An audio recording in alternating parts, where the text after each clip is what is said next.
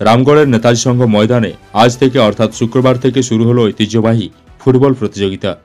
বর্তমান প্রজন্ম আসক্ত মুঠোফোনে, তাই তাদের মাঠমুখো করতে বিশেষ উদ্যোগ ঝাড়গ্রাম জেলার বিনপুর ১ নম্বর ব্লকের রামগড়ে।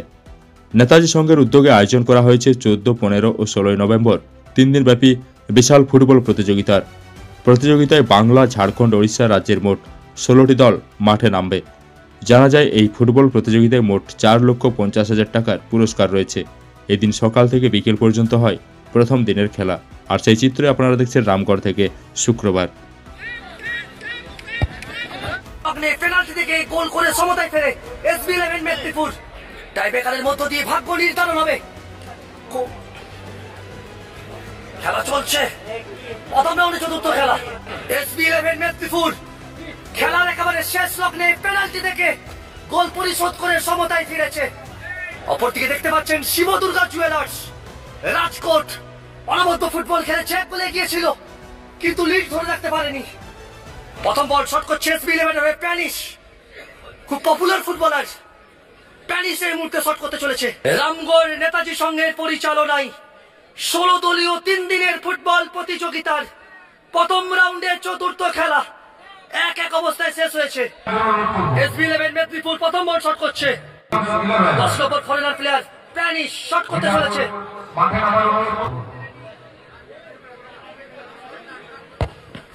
পাওয়ারফুল শট, এ বলে গোল করলো প্যানিশ। প্রথম বলে গোল হলো SB11 মেদিনীপুর। এই মুহূর্তে শট করছে প্রশান্ত, শিবদুর্গা জুয়েলার্স রাজকোট। আজ ১৪/১১/২০২৫ শুক্রবার দেখতে পাচ্ছে রামগড় ফুটবল মাঠ থেকে ঝাড়গ্রাম জেলা।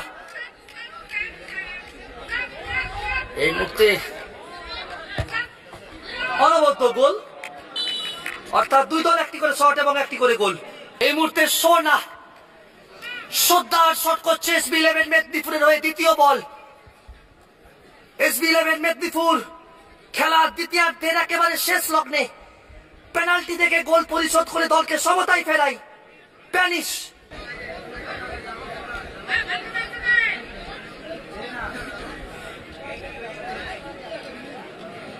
রামগড় নেতাজি সংঘের ফুটবল ময়দান থেকে দেখতে পাচ্ছেন প্রথম দিনের খেলা। সোনা গোল দিয়ে কি তার সুনাম বজায় রাখতে পারবে? অনবদ্য গোল, অর্থাৎ দুটো থেকে দুটো গোল। আপনারা দেখতে পাচ্ছেন SB11 মেদিনীপুর, তাদেরকে দেখতে পাচ্ছেন দুটো থেকে দুটো গোল এসেছে।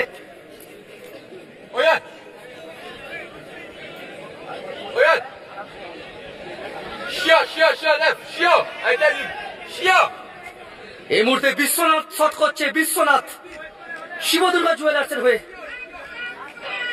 প্রথম বলে গোল এসেছে, দ্বিতীয় বলে কি গোল আসবে? দেখা যাক কি হয়।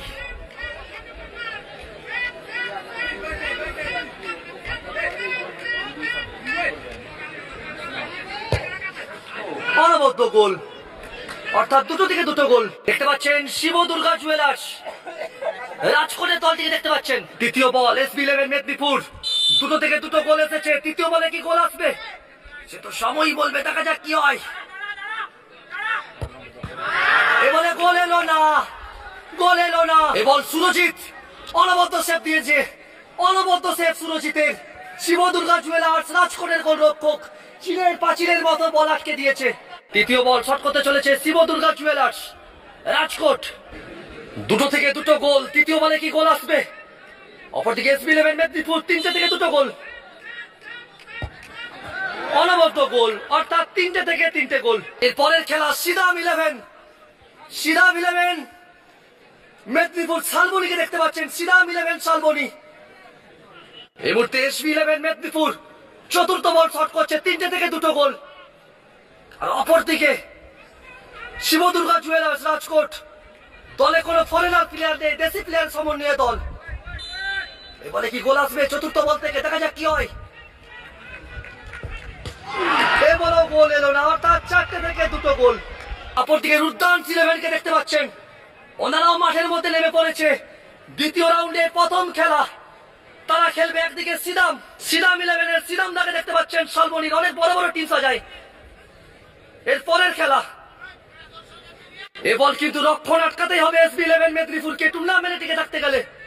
অপরদিকে এই বলে যদি গোল করে দেয় পৌঁছে যাবে সরাসরি ভাবে দ্বিতীয় রাউন্ডে শিবদুর্গা জুয়েলার্স রাজকোট। গোল এলেই দ্বিতীয় রাউন্ড শেপ কিন্তু করতেই হবে। অনবদ্য গোল, তার সাথে সাথে শিবদুর্গা জুয়েলার্স পৌঁছে গেল সরাসরি ভাবে দ্বিতীয় রাউন্ডে। শিবদুর্গা জুয়েলার্স SB11 মেদিনীপুরকে পরাজিত করে।